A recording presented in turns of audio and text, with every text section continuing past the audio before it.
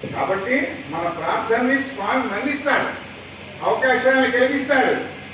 ఇప్పుడు ఆ కార్యక్రమాన్ని నిర్వహించవలసిందిగా కోరుతున్నాం. లక్ష్మీనారాయణ ప్రసాదేన ఆచంద్రార్గమశేష వయసేధిక శుభ సౌభాగ్య సౌమనస్య నిత్య నిరతజయానందనవాభ్యుదయ శ్రీ వైకుంఠలోకావాప్త్యర్థమాయ ఏకవింశతి సంఖ్యాక ఉభయ వంశోత్తారక షోడశ మహాదానాంతర్వర్తి సారంగత కన్యాదాన పూర్వభామిని మహావిష్ణుస్వరూపం వెంకటేశ్వర పరబ్రహ్మం మధుభర్గేణ పూజయిష్యే వరాజయుతమాసనం రాష్ట్రపదస్యాచార్య సందేమాత్మజోషం రాష్ట్రపదస్య విపజ్ఞ సందేమాత్మజోషం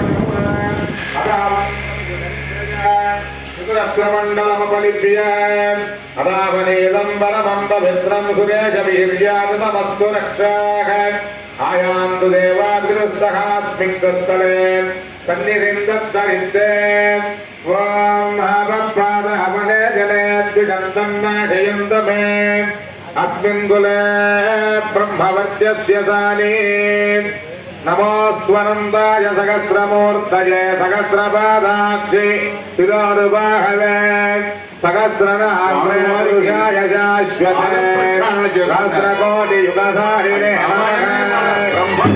పవిత్రం విదతం పురాణం ఏన పవిత్రేణ శుద్ధేన దానంతా కంటితో చూసుకుని మనస్సులో నిలుపుకుంటున్నాం. అంతటి గొప్ప అవకాశం ఇప్పుడే వస్తుందండి మనకి. ఆ పాద ప్రక్షాళన చేసేటువంటి ప్రక్షాళనము అంటే కలగడం, ఆ భాగ్యం మనకు వస్తుంది. రండి.